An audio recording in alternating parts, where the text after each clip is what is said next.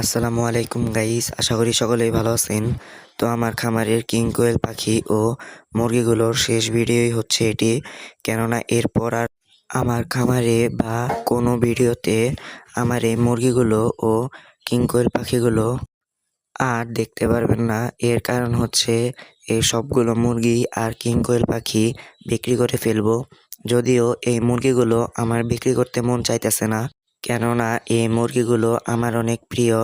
এই মুরগিগুলোর মধ্যে দেশি মুরগিটাই আমি নতুন কিনেছি, আর বাদ বাকি 3টি মুরগি আমার কাছে এত বড় হয়েছে।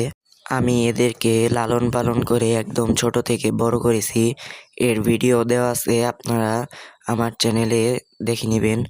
আর কিং কোয়েল পাখিগুলো আমি অনেক শখ করে কিনেছিলাম যে আমার খামারে এগুলোর ব্রিডিং করাবো। তো আমার ভাগ্যে নেই, যার কারণে আমি এর থেকে ডিম বাচ্চা পেলাম না। তো যাই হোক, যার কারণে বাধ্য হয়ে বিক্রি করতে হচ্ছে। তো এখন অনেকেই বলতে পারেন যে এত শখের জিনিসগুলো বিক্রি করবেন কেন। তো ফার্স্টেই আমি বলছি যে আমার মনে চাচ্ছে না যে আমি এগুলো বিক্রি করি, কিন্তু আমাকে বাধ্য হয়ে বিক্রি করতে হচ্ছে। কারণ আপনারাই দেখেন যে এই সাদা টাইগার মুরগিটা প্রথম ডিম দেওয়ার ভিডিও আমি সেই কবে দিয়েছিলাম, সেই তখন থেকে নিয়ে এখন পর্যন্ত মুরগিটা মাত্র 12 থেকে 13টি ডিম দিয়েছে। তো বাকি মুরগিগুলো সেম একই কাজ করছে। আপনারাই বলুন, তাহলে এরকম মুরগি কি কেউ পালন করতে চাইবে? আর কিং কোয়েল পাখির কথাটা তো আগেই বললাম।